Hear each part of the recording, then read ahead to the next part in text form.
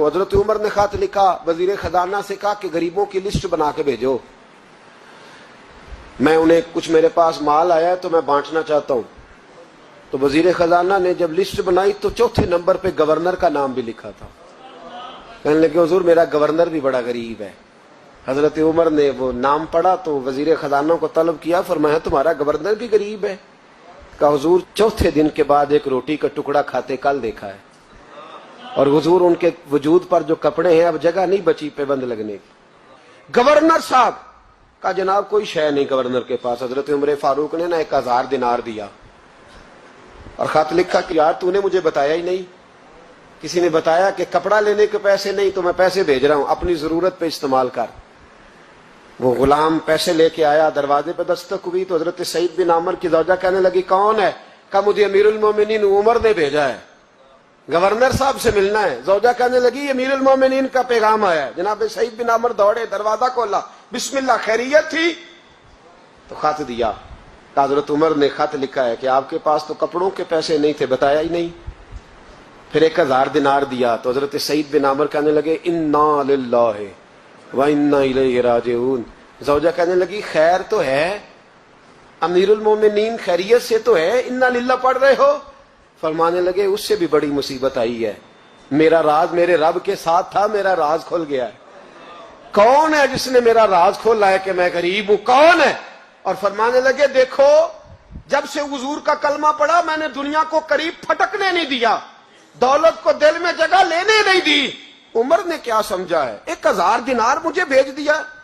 उमर शायद समझने लगे हैं कि मैं दुनिया की तरफ तवज्जो करूंगा।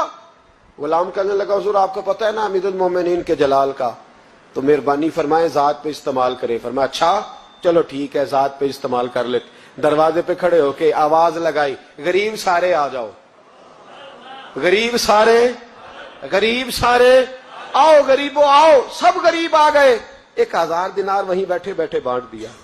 खादम कहने लगा हुजूर ये क्या है? फरमाया तुमने कहा तो था जात पे खर्च कर लो, ये मैंने जात पे खर्च किया है।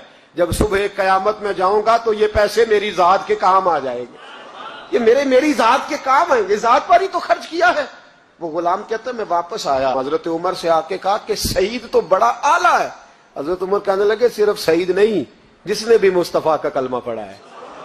कहा हुजूर नहीं मैंने तो उन्हें देखा है। कहने लगे चल 2-4 और भी देख ले। 400 दिनार दिए। कहने लगे जा अबू उबादा बिन जर्राह को तोहफा दिया।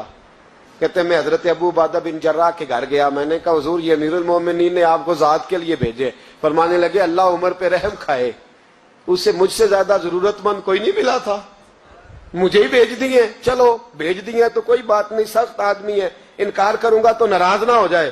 कहते उसी वक्त अपनी कनीज को बुलाया। कहने लगे जा 6 उसे दे आ, 5 उसे दे आ, 10 उसे दे आ। कहते बैठे बैठे 400 बांट दिया। मैं वापस आया तो हजरत सैयदना उमर ने 400 और दिया। फरमाया जा माज बिन जबल को दे आ।